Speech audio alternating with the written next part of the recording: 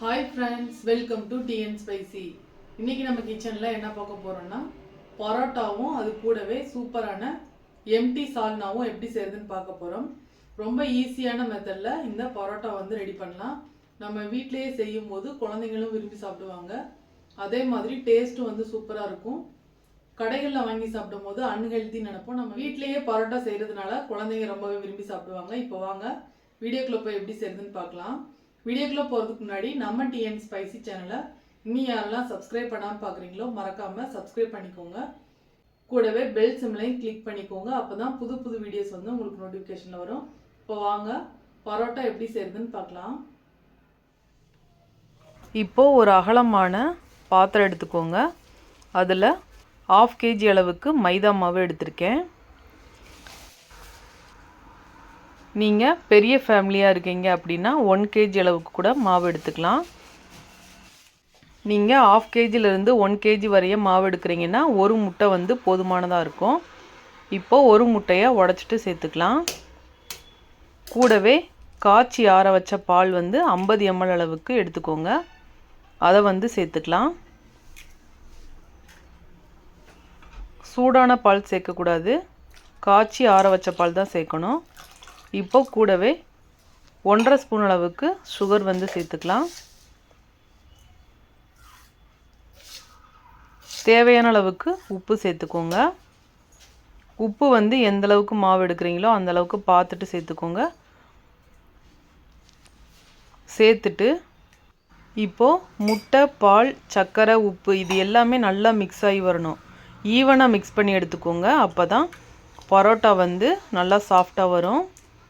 ஒரு இடத்துல மிக்ஸ் பண்ணி இன்னொரு இடத்துல மிக்ஸ் பண்ணாமல் இருந்தீங்கன்னா பரோட்டா வந்து அந்தளவுக்கு நல்லா வராது. நல்லா மிக்ஸ் பண்ணதுக்கப்புறமா கொஞ்சம் கொஞ்சமாக மாவு சேர்த்து மிக்ஸ் பண்ணி எடுத்துக்கோங்க. எப்பவும் போல் நம்ம எப்படி மாவு பிசைவோமோ அதே மெத்தடில் இப்போது எல்லா சைடுமே இந்த முட்டை, பால் கோட்டிங் வந்து நல்லா கம்ப்ளீட்டாக மிக்ஸ் ஆகணும். தண்ணியை வந்து ஒரேடியாக சேர்த்துறாமல் இதை வந்து மிக்ஸ் பண்ணதுக்கப்புறமா கொஞ்சம் கொஞ்சமாக தெளித்து தான் நம்ம மிக்ஸ் பண்ணி எடுக்கணும். ஒரேடியாக தண்ணி ஊற்றிட்டிங்கன்னா கொல கொலன்னு ஆயிரும். அதுக்கப்புறமா பரோட்டா வந்து தேய்க்கிறதுக்கும் வராது, அடிக்கிறதுக்கும் வராது. அதனால் தண்ணியோட அளவை பார்த்து கொஞ்சம் கொஞ்சமாக தெளித்து மிக்ஸ் பண்ணோம்னா நம்மளுக்கு அளவுகள் வந்து தெரியும். கை வச்சு எப்பவும் போல் நம்ம சப்பாத்திக்கெலாம் எப்படி பிசைவோமோ அதே மெத்தடில் தெளித்து பிசைஞ்சு எடுத்துக்கலாம்.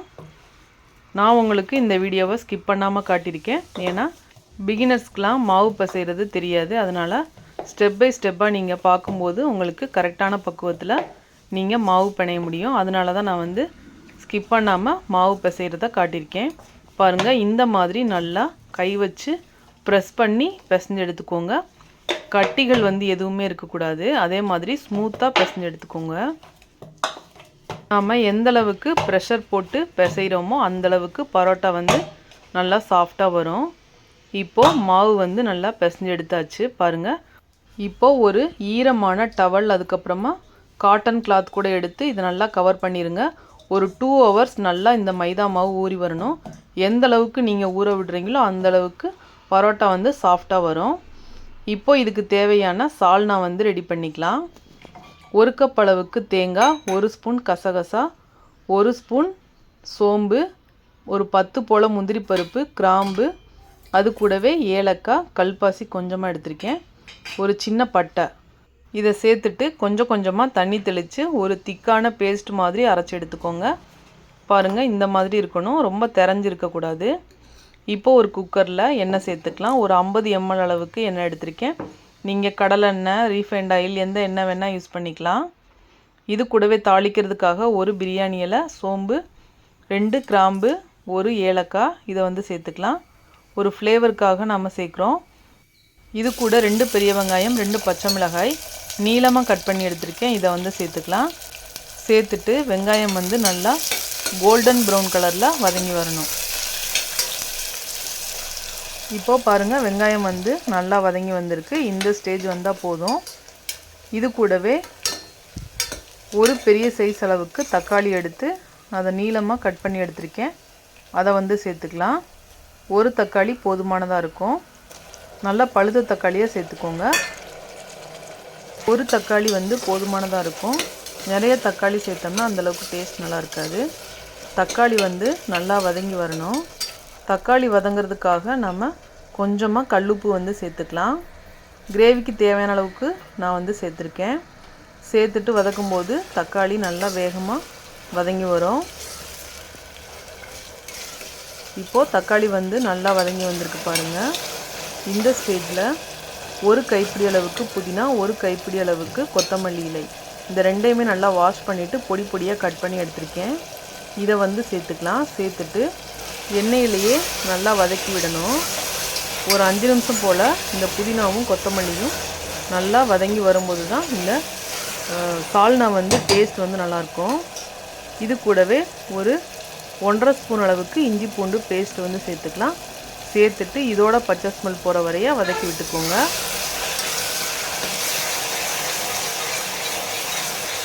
நல்லா சுருண்டு வதங்கி வரணும். எந்த அளவுக்கு உங்களுக்கு வதக்க முடியுதோ அந்தளவுக்கு நல்லா வதக்கி எடுத்துக்கோங்க.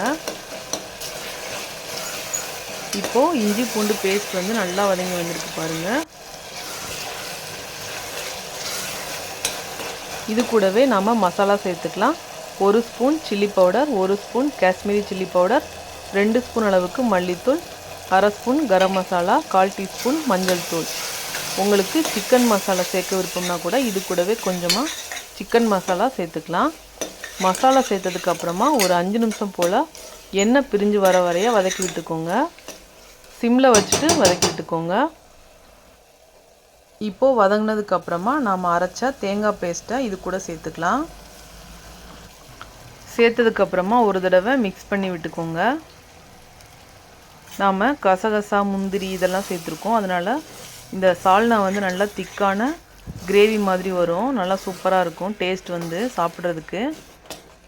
இப்போது உங்களுக்கு எந்த அளவுக்கு தண்ணி தேவையோ அந்தளவுக்கு நீங்கள் தண்ணி சேர்த்துக்கோங்க. இது வெந்து வரும்போது நல்லா திக்காகி வரும். அதனால் ஒரு 2 கப் அளவுக்கு தாராளமாக தண்ணி சேர்த்துட்டு மிக்ஸ் பண்ணி விட்டுக்கலாம். உப்பு காரம் இதெல்லாம் நீங்கள் செக் பண்ணிவிட்டு தண்ணியை வந்து சேர்த்துக்கோங்க.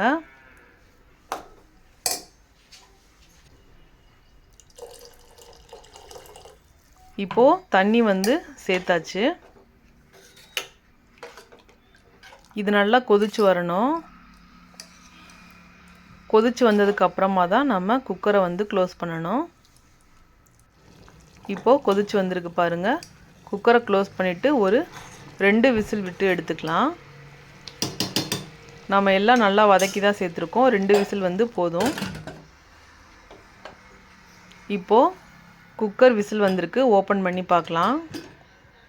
சூப்பராக கமகமன்னு சால்னா வந்து ரெடி ஆயிடுச்சு பாருங்கள். பார்க்கும்போதே தெரியும் உங்களுக்கு எந்தளவுக்கு சூப்பராக வந்திருக்குன்னு. சூப்பரான ஒரு ஆரஞ்சு ரெட் கலரில் இந்த சால்னா வந்து வந்திருக்கு. பார்க்குறதுக்கு மட்டும் இல்லைங்க, டேஸ்ட்டும் வந்து பக்காவாக ஒரு ரிச்சான ஹோட்டலில் சாப்பிடும்போது எந்தளவுக்கு டேஸ்ட் இருக்குமோ அதே அளவுக்கு டேஸ்ட் வந்து இருக்கும். இப்போது சால்னா வந்து தயாராகிடுச்சு. இதை அப்படியே ஒரு ஓரமாக இறக்கி வச்சிடலாம். இப்போது மாவு வந்து 2 ஹவர்ஸ் ஆகி நல்லா ஊறி வந்திருக்கு பாருங்கள். மாவை வந்து நம்ம காய விட்டுறக்கூடாது. மாவு வந்து காஞ்சிருச்சுன்னா பரோட்டா வந்து நல்லா இருக்காது. அதனால் ஈர துணியை நல்லா கவர் பண்ணி மூடி வச்சுக்கோங்க. அப்போ தான் மாவு காயாமல் வரும். இப்போது கை வச்சு ஒரு 5 நிமிஷம் இந்த மாதிரி கலந்து விட்டுக்கலாம். மாவு வந்து நல்லா சாஃப்டாக வந்திருக்கு. இப்போது சின்ன சின்ன உருண்டையாக நாம் உருண்டை போட்டு இதை ரெடி பண்ணி வைக்கணும். பாருங்கள், இந்த மாதிரி நான் வீடியோவில் காட்டியிருக்க மாதிரியே ஒரே ஷேப்லேயே நாம் ரவுண்ட் பண்ணி எடுக்கணும். அதே மாதிரி கிராக் எதுவுமே இருக்கக்கூடாது. நல்லா ஸ்மூத்தான பால் மாதிரி இருக்கணும். இந்த மாதிரி ரவுண்ட் ஷேப்பில் இந்த மாதிரி செய்யும்போது நம்மளுக்கு ஒரே சைஸில் பரோட்டா வந்து கிடைக்கும். அதனால தான் நாம் இந்த மாதிரி செய்கிறோம். இதே மாதிரி எல்லா மாவையுமே ரெடி பண்ணி எடுத்துக்கோங்க. உங்களுக்கு ஸ்டெப் பை ஸ்டெப்பாக இந்த வீடியோ வந்து இருக்கும். அதனால் ஸ்கிப் பண்ணாமல் பார்த்தீங்கன்னா உங்களுக்கு சூப்பரான பரோட்டாவும் சால்னாவும் நீங்கள் செய்ய முடியும். இப்போது 1/2 kg மாவில் 12 அளவுக்கு பரோட்டா வந்து கிடச்சிருக்கு பாருங்கள். நான் வந்து 2 மெத்தடில் பரோட்டா செஞ்சு காமிச்சிருக்கேன். ஸோ வீடியோவை ஸ்கிப் பண்ணாமல் பாருங்கள். இதே மாதிரி எல்லா உருண்டையுமே ஈவனாக இருக்கணும், ஒரே சைஸில் இருக்கணும். இப்போது இது மேலே வந்து எண்ணெய் வந்து தெளித்து விட்டுக்கலாம். எல்லா மாவுலேயுமே நல்லா கோட் ஆகணும். அந்தளவுக்கு கொஞ்சம் நிறையவே எண்ணெயை ஊற்றிக்கோங்க. அப்போ தான் இந்த பரோட்டா வந்து நல்லா ஊறி வரும். நம்மளுக்கு தேய்க்கிறதுக்கும் அதே மாதிரி அடிக்கிறதுக்கும் நல்லா மாவு வந்து நல்லா இழுத்து கொடுக்கும். அதனால தான் நம்ம இந்த ஸ்டெப்பை வந்து பண்ணுறோம். இதுக்கப்புறமா ஒரு முக்கியமான டிப்ஸ் என்னென்னு பார்த்தீங்கன்னா, மாவு வந்து காயக்கூடாது. இது வந்து ஒரு 1/2 அன் ஹவர் போல் மூடி விட்டுருங்க. இப்போது 1/2 அன் ஹவர் ஆயிருக்கு. ஓப்பன் பண்ணி பார்த்தா உங்களுக்கு தெரியும். தொட்டு பார்த்தீங்கன்னா மாவு வந்து சாஃப்டாக இருக்கணும். பாருங்கள், இந்த மாதிரி கை வச்சு இந்த மாதிரி ஸ்மூத்தாக அமுக்கி விட்டிங்கன்னா நல்லா அமுங்கி வரணும். இது வந்து கரெக்டான பக்குவம். இப்போது நாம் பரோட்டாவுக்கு தேய்ச்சி எடுக்கணும். இப்போது ஒரு சப்பாத்தி கட்டையால் நல்லா டேபிளை வந்து க்ளீன் பண்ணிக்கோங்க. நாம் இதில் தான் நம்ம பரோட்டா செய்ய போகிறோம். ஏன்னா சப்பாத்தி கட்டையில் நம்ம தேய்க்க முடியாது. ஏன்னா இது நல்லா லென்த்தாக வரும். கீழே வந்து கிச்சன் டேபிளை வந்து நல்லா சோப்பு போட்டு வாஷ் பண்ணி விட்டுருங்க. வாஷ் பண்ணிவிட்டு நல்லா துணி வச்சு தொடச்சிட்டு க்ளீன் பண்ணிக்கோங்க. அப்போ தான் நம்மளுக்கு சுத்தமாக இந்த பரோட்டா வந்து செய்ய முடியும். இப்போது கொஞ்சமாக எண்ணெய் தெளித்து எந்த அளவுக்கு உங்களுக்கு இழுத்து இழுத்து தேய்க்க முடியுமோ அந்தளவுக்கு டிரான்ஸ்பரண்ட் வர வரைய தேய்ச்சி எடுத்துக்கோங்க. பாருங்கள், இந்த மாதிரி டிரான்ஸ்பரண்ட்டாக வரணும் அந்த ஷீட் வந்து. அப்போ தான் பரோட்டா வந்து அடிக்கிறதுக்கு ஈஸியாக இருக்கும். இந்த மாதிரி நல்லா தேய்ச்சி எடுத்துக்கோங்க. எந்த அளவுக்கு லென்த்து எந்த அளவுக்கு வருதோ அந்த அளவுக்கு நீங்கள் தேய்ச்சி எடுத்துக்கோங்க. இந்த அளவுக்கு தேய்ச்சி எடுத்தால் தான் நாம் பரோட்டாவை வந்து அடிக்க முடியும். அதனால தான் நம்ம இந்த மாதிரி இழுத்து தேய்ச்சி விடுறோம். இப்போது எடுத்துட்டு ஒரு பெருவிரல் மேலே இன்னொரு பெருவிரல் வந்து கீழே இதே மாதிரி செஞ்சதுக்கப்புறமா இழுத்து இழுத்து இந்த மாதிரி அடித்து எடுத்துக்கோங்க. உங்களுக்கு எந்த அளவுக்கு அடிக்க முடியுதோ அந்தளவுக்கு அடித்து எடுத்துக்கோங்க. இந்த மாவு வந்து அடிக்கும்போது இந்த மாதிரி கிழிஞ்சு தான் போகும். அதனால் ஒன்றும் பயப்பட தேவையில்லை. எந்த அளவுக்கு உங்களுக்கு இந்த மாதிரி வருதோ அந்தளவுக்கு பரோட்டா வந்து நல்லா சாஃப்டாக வரும். இந்த மாதிரி நல்லா இழுத்து இழுத்து அடித்து எடுத்துக்கோங்க. இப்போது ஓரளவுக்கு நல்லா லென்த்தாக வந்திருக்கு பாருங்கள். நம்ம அடிக்க அடிக்க இன்னும் பெருசாக லென்த்தாக ஆகும். இப்போது நல்லா ஒரு தடவை இழுத்து விட்டுக்கோங்க. உள்ளங்கையில் இந்த மாதிரி வச்சுட்டு இந்த மாதிரி ரோல் பண்ணிக்கோங்க. பரோட்டாவை நம்ம அடியில் சுற்றக்கூடாது. இந்த மாதிரி மேலாப்பில் தான் சுற்றி இந்த மாதிரி திணிச்சு விடணும். பாருங்கள், இந்த மாதிரி. அவ்வளோதான். இதே மாதிரி எல்லா மாவையுமே தேய்ச்சிட்டு எடுத்துக்கோங்க. அப்படி இல்லைன்னா இன்னொரு மெத்தட் வந்து நான் சொல்லியிருக்கேன். இந்த மெத்தட் வந்து பிகினர்ஸ்க்கெலாம் ரொம்பவே ஈஸியாக இருக்கும். இந்த மாதிரி எந்த அளவுக்கு முடியுதோ அந்த மாதிரி தேய்ச்சி எடுத்துக்கோங்க. பரோட்டா வந்து அடிக்க முடியாதவங்க, அதே மாதிரி பிகினர்ஸ்க்கெலாம் அடிக்க தெரியாது அந்த மாதிரி இருக்கிறவங்களுக்கு இந்த ஸ்டெப் வந்து ரொம்பவே யூஸ்ஃபுல்லாக இருக்கும். இந்த மாதிரி டிரான்ஸ்பரண்ட் வர வரைய தேய்ச்சி விட்டுக்கோங்க. எண்ணெய் அப்ளை பண்ணி தான் நம்ம தேய்க்க முடியும். அப்போ தான் வந்து பரோட்டா வந்து நல்லா வரும். இந்த மாதிரி ஒரு பீஸா கட்டர் இல்லைன்னா நைஃப் வச்சு ஒரு கோடு கோடாக இந்த மாதிரி போட்டு எடுத்துக்கோங்க. எந்த அளவுக்கு நைஸாக போட முடியுமோ அந்த அளவுக்கு நீங்கள் போட்டு எடுத்துக்கலாம். இந்த மெத்தட் வந்து ரொம்ப ஈஸியாக இருக்கும். இந்த மாதிரி போட்டதுக்கப்புறமா இந்த சைடு அதுக்கப்புறமா அந்த சைடு இந்த மாதிரி தள்ளிக்கிட்டே வரணும். பிகினர்ஸ்க்கு வந்து இந்த ஸ்டெப் ரொம்பவே யூஸ்ஃபுல்லாக இருக்கும். கண்டிப்பாக மிஸ் பண்ணாமல் ட்ரை பண்ணி பாருங்கள். இப்போது இதே மாதிரி லென்த்தாக இந்த மாதிரி பண்ணிக்கோங்க. பண்ணிவிட்டு அதே மாதிரி ரோல் பண்ணி எடுத்துக்கலாம். அவ்வளோதான். ரொம்பவே சிம்பிளாக இருக்கும் இந்த மெத்தட். அதே மாதிரி டேஸ்ட்லேயும் எந்த விதத்துலேயும் மாறாது. 2 பரோட்டாவுமே ஈக்குவலான டேஸ்ட்டில் தான் இருக்கும். இதே மாதிரி எல்லா மாவையுமே ரெடி பண்ணி எடுத்துக்கோங்க. இந்த மாதிரி ரெடி பண்ணதுக்கப்புறமா இப்போது அடுப்பை வந்து ஹீட் பண்ணிவிட்டு தோசைக்கல் வச்சுக்கலாம். நான் வந்து கல் சட்டி எடுத்திருக்கேன். எப்போவுமே பரோட்டா செய்யும்போது கல் சட்டியில் செய்யுங்க. அப்போ தான் பரோட்டா வந்து நல்லா வரும். இப்போது நம்ம ரெடி பண்ண மாவை இந்த மாதிரி தேய்ச்சி எடுத்துக்கலாம். சும்மா லைட்டாக தேய்ச்சாவே போதும். நீங்கள் கை வச்சு கூட எண்ணெய் ஊற்றி ப்ரெஸ் பண்ணிங்கன்னா கூட போதும். உங்களுக்கு எது ஈஸியாக இருக்கோ நீங்கள் பண்ணிக்கலாம். நான் வந்து லைட்டாக தேய்ச்சி எடுக்கிறேன். ஒரு சின்ன ரவுண்ட் அளவுக்கு நம்ம தேய்ச்சி எடுத்துக்கலாம். இந்த மாதிரி நல்லா தேய்ச்சதுக்கப்புறமா கல் வந்து நல்லா சூடாக இருக்கணும். கல் சூடாக இருந்ததுன்னா நம்மளுக்கு டக்கு டக்குன்னு பரோட்டா வந்து செய்கிறதுக்கு ஈஸியாக இருக்கும். இப்போது தோசைக்கல் வந்து ஹீட்டாக இருக்குது. கொஞ்சமாக எண்ணெய் சேர்த்துக்கலாம். சேர்த்துட்டு ஒரு ப்ரஷ்ஷை வச்சு இந்த மாதிரி தேய்ச்சி எடுத்துக்கலாம். நீங்கள் கடலெண்ணெய் யூஸ் பண்ணி கூட இந்த பரோட்டா செய்யலாம். டேஸ்ட் வந்து ரொம்ப சூப்பராக இருக்கும். ட்ரை பண்ணி பாருங்கள். இப்போது எடுத்து போட்டுக்கலாம். பரோட்டா வந்து கொஞ்சம் எண்ணெய் வந்து இழுக்கும்.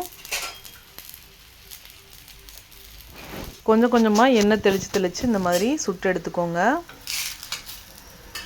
நார்மலாக நம்மளுக்கு சப்பாத்திக்கு அந்தளவுக்கு எண்ணெய் வந்து இழுக்காது. ஆனால் பரோட்டாவுக்கு வந்து எண்ணெய் கொஞ்சம் கூட இழுக்கும். அப்போ தான் வந்து நல்லா வெந்தும் வரும். டேஸ்ட் வந்து நல்லா சூப்பராக இருக்கும். அதே மாதிரி சுற்றில இந்த மாதிரி கோல்டன் ப்ரௌன் கலரில் நம்மளுக்கு கிடைக்கும். நம்ம முட்டை பால் இதெல்லாம் சேர்த்துருக்கிறதுனால இந்த பரோட்டா வந்து நல்லா சாஃப்டாக இருக்கும். சின்ன குழந்தைங்க கூட ஈஸியாக சாப்பிட்ருவாங்க. அந்தளவுக்கு ரொம்ப ஸ்மூத்தாக இருக்கும். 2 சைடு நல்லா திருப்பி விட்டு வேக விட்டு எடுத்துக்கோங்க. லைட்டாக எண்ணெய் வந்து சேர்த்துக்கோங்க. சேர்த்துட்டு இந்த மாதிரி ப்ரெஸ் பண்ணி நல்லா பரோட்டா வந்து வெந்து வரணும். கலர் வந்து சேஞ்ச் ஆனதுக்கப்புறமா தான் நம்ம எடுக்கணும். ஏன்னா உள்ளே வந்து பரோட்டா வெந்து வரணும். அதனால தான் 2 சைடுமே திருப்பி விட்டுக்கோங்க. இப்போது கரெக்டான கலரில் வந்து நம்மளுக்கு கிடச்சிருக்கு பாருங்கள். இப்போது எடுத்துக்கலாம்.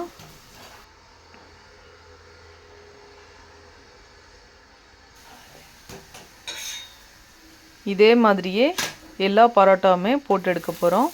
நான் வந்து ஃபஸ்ட்டு ஒரு 4 பரோட்டா வந்து உங்களுக்கு ரெடி பண்ணி காட்டுறேன்.